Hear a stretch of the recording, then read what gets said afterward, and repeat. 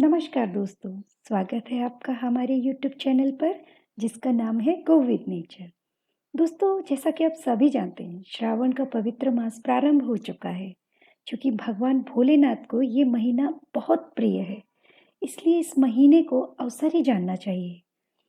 इसलिए हमें अपनी अपनी श्रद्धा, भक्ति और प्रकृति के अनुसार जप, अनुष्ठान, अभिषेक, पूजन आदि करना चाहिए। लेकिन आज के इस समय में समय का मिल पाना ही एक बहुत बड़ी समस्या है।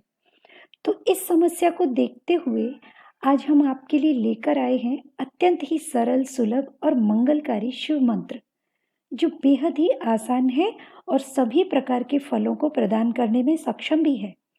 और आप चाहे जिस भी प्राप्त शिवलिंग पर अभिषेक करें, इस मंत्र को अपनी पूरी श्रद्धा के साथ पढ़ें। आपको द्वादश ज्योतिर्लिंग के दर्शनों के लाभ के समान ही फलदायी है। तो जानते हैं इस मंत्र को। सौराष्ट्रे सोमनाथं च श्रीशैले मल्लिकार्जुन्यम् उज्जैन्यं महाकाल ओङ्कारमल्लेश्वरं परल्यवैद्यनाथं च डाकिन्याम भीमशङ्करं सेतुवन्दे तु रामेश्वरं नागेश्वरं दारुकावने वारणासं तु विश्वेशं त्र्यम्बकं गौतमी तटे हिमालये तु केदारं कृष्णे च शिवालये एतानि ज्योतिर्लिङ्गानि साये प्रातः पठे नरः सप्तजन्म कृतं पापं स्मरेण विनश्यन्ति। ओम नमः शिवाय। शिव जी के द्वादश ज्योतिर्लिंग अवतारों का सविस्तार वर्णन अब करते हैं। सौराष्ट्र में सोमनाथ, श्रीशैल्य पर मल्लिकार्जुन्यम, उज्जैनी में महाकाल, ओंकार में अमरेश्वर, हिमालय पर केदार, डाकिनी में भीमशंकर, काशी में विश्वनाथ, गौतमी के तट पर त्र्यंबकेश्वर, चिताभूमि में वैद्यनाथ, दारुकवन में नागेश्वर, सेतुबंध पर रामेश्वर और शिवालय में धुष्मेश्वर। परमात्मा शंभु के ये वे 12 अवतार हैं। ये दर्शन और स्पर्श करने से मनुष्य को सब प्रकार का आनंद प्रदान करते हैं। उनमें पहला अवतार सोमनाथ का है। यह चंद्रमा के दुख का विनाश करने वाला है। इनका पूजन करने से क्षय और कुष्ठ आदि रोगों का नाश हो जाता है। यह सोमेश्वर नामक शिवावतार सौराष्ट्र नामक पावन प्रदेश में लिंग रूप में स्थित है।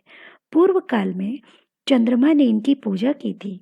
वहीं संपूर्ण पापों का विनाश करने वाला एक चंद्रकुंड भी है, जिसमें स्नान करने से बुद्धिमान मनुष्य संपूर्ण रोगों से मुक्त हो जाता है। परमात्मा शिव के सोमेश्वर नामक महालिंग का दर्शन करने से मनुष्य पाप से छूट जाता है और उसे भोग और मोक्ष सुलभ हो जाते हैं। दोस्तों, शंकर जी का मल्लिकार्जुन्यम नामक दूसरा अवतार श्रीशैल्य पर हुआ। यह भक्तों को अभिष्ट फल प्रदान करने वाला है।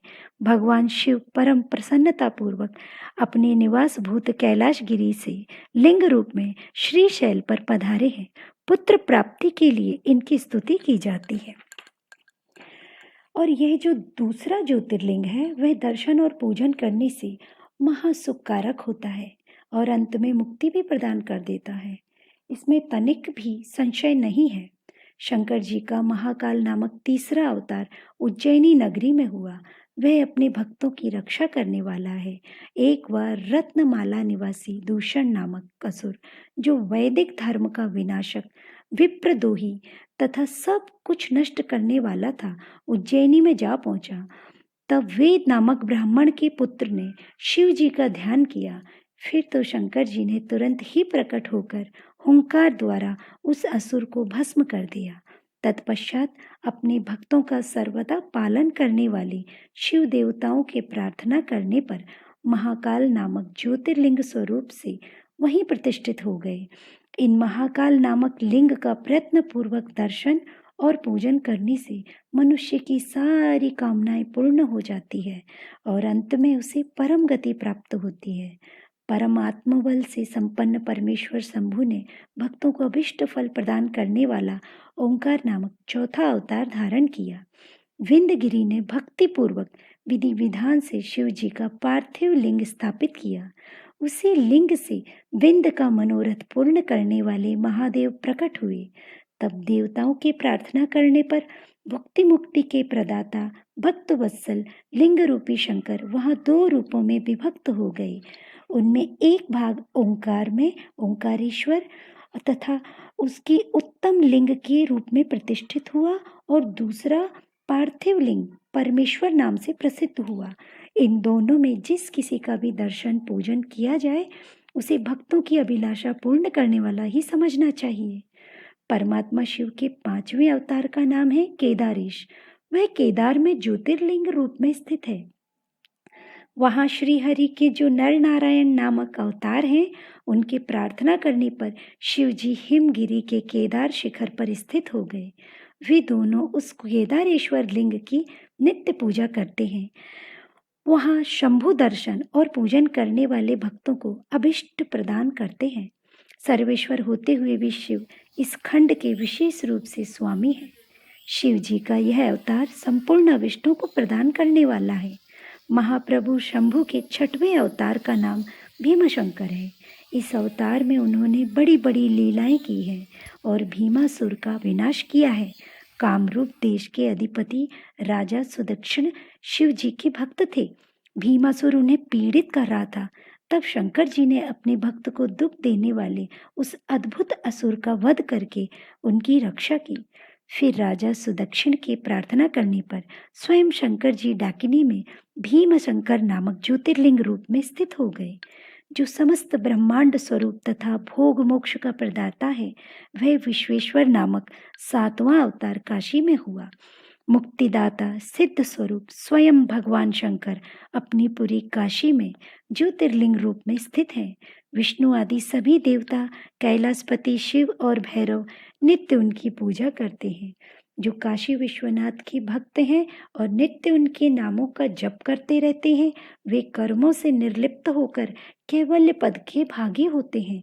चंद्रशेखर शिव का जो त्र्यंबक नामक 8वां अवतार है, वह गौतम ऋषि की प्रार्थना करने पर गौतमी नदी के तट पर प्रकट हुआ था। गौतम की प्रार्थना से उन मुनि को प्रसन्न करने के लिए शंकर जी प्रेम पूर्वक ज्योतिर्लिंग स्वरूप से वहां अचल होकर स्थित हो गए। उन महेश्वर का दर्शन और स्पर्श करने से सारी कामनाएं सिद्ध हो जाती हैं। तत्पश्चात मुक्ति भी मिल जाती है। शिव जी के अनुग्रह से शंकर प्रिया परम पावनी गंगा गौतम के स्नेहवश वहां गौतमी नाम से प्रवाहित हुई। उनमें 9वां अवतार वैद्यनाथ नाम से प्रसिद्ध है। इस अवतार में बहुत सी विचित्र लीलाएं करने वाले भगवान शंकर रावण के लिए आविर्भूत हुए थे। उस समय रावण द्वारा अपने लाए जाने को ही कारण मानकर महेश्वर ज्योतिर्लिंग स्वरूप से चिताभूमि में प्रतिष्ठित हो गए। उस समय से वे त्रिलोकी में वैद्यनाथेश्वर नाम से विख्यात हुए। वे भक्ति पूर्वक दर्शन और पूजन करने वाले को भोग और मोक्ष के प्रदाता हैं। जो लोग इन वैद्यनाथेश्वर शिव के महात्म को पढ़ते हैं अथवा सुनते हैं, उन्हें ये भुक्ति मुक्ति का भागी बना देते हैं। 10वां नागेश्वरावतार कहलाता है। यह अपने भक्तों की रक्षा के लिए प्रादुर्भाव हुआ था। यह सदा दुष्टों को दंड देता रहता है। इस अवतार में शिवजी ने दारुक नामक राक्षस को, जो धर्मघाती था, मारकर वैश्यों के स्वामी अपने सुप्रिय नामक भक्त की रक्षा की थी। तत्पश्चात बहुत सी लीलाएं करने वाले वे परात्पर प्रभु शंभु लोगों का उपकार करने के लिए अंबिका सहित ज्योतिर्लिंग स्वरूप में स्थित हो गए। नागेश्वर नामक उस शिवलिंग का दर्शन तथा अर्चन करने से राशि के राशि महान पातक तुरंत विनष्ट हो जाते हैं। शिव जी का 11वां अवतार रामेश्वरावतार कहलाता है। वह श्री रामचंद्र का प्रिय करने वाला है। उसे श्री राम ने ही स्थापित किया था। जिन भक्त वत्सल शंकर ने परम प्रसन्न होकर श्री राम को प्रेम पूर्वक विजय का वरदान दिया, वे ही लिंग रूप में आविर्भूत हुए हैं। तब श्री राम की अत्यंत प्रार्थना करने पर वे सेतुबंध पर ज्योतिर्लिंग के रूप में स्थित हो गए। उस समय श्री राम ने उनकी भली भांति सेवा पूजा की। रामेश्वर की अद्भुत महिमा की भूतल पर किसी से तुलना नहीं की जा सकती। यह सर्वदा भुक्ति मुक्ति की प्रदायिनी तथा भक्तों की कामना पूर्ण करने कृष्णेश्वर अवतार शंकर जी का 12वां अवतार है। यह नाना प्रकार की लीलाओं का कर्ता, भक्त वत्सल तथा कृष्णा को आनंद देने वाला है।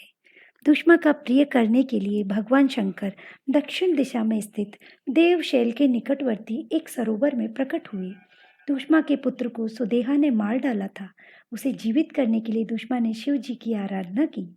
तब उनकी भक्ति से संतुष्ट होकर भक्त वत्सल शंभु ने उनके पुत्र को बचा लिया।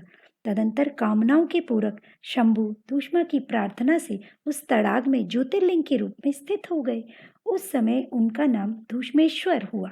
जो मनुष्य उस शिवलिंग का भक्ति पूर्वक दर्शन और पूजन करता है, वह इस लोक में संपूर्ण सुखों को भोग कर अंत में मुक्ति लाभ करता है। इस प्रकार मैंने आप लोगों से इन 12 दिव्य ज्योतिर्लिंगों का वर्णन किया। ये सभी भोग और मोक्ष के प्रदाता हैं। जो मनुष्य ज्योतिर्लिंगों की इन कथा को पढ़ता अथवा सुनाता है, वह संपूर्ण पापों से मुक्त हो जाता है तथा भोग और मोक्ष को प्राप्त करता है। दोस्तों, ये इस छोटे से मंत्र का विस्तृत वर्णन है। इसे आपसे कहने का प्रयोजन सिर्फ इतना ही है कि आपको इस मंत्र की महत्वता, इसकी शक्ति से अवगत कराया जाए। तो अब से आप जब भी शिव जी का जलाभिषेक करें, इस छोटे से मंत्र को जरूर पढ़ें। दिखने में ये भले ही छोटा है, किंतु है बहुत चमत्कारिक। ठीक है, फिर आज की हमारी ये जो वार्ता है वो यहीं पूरी होती है। और आपको यदि मेरी जानकारी लाभप्रद लगी हो तो मेरे चैनल को लाइक, सब्सक्राइब और शेयर जरूर करें। और मिलते हैं आपसे अगले वीडियो में ऐसी ही रोचक जानकारियों के साथ। तब तक के लिए नमस्कार।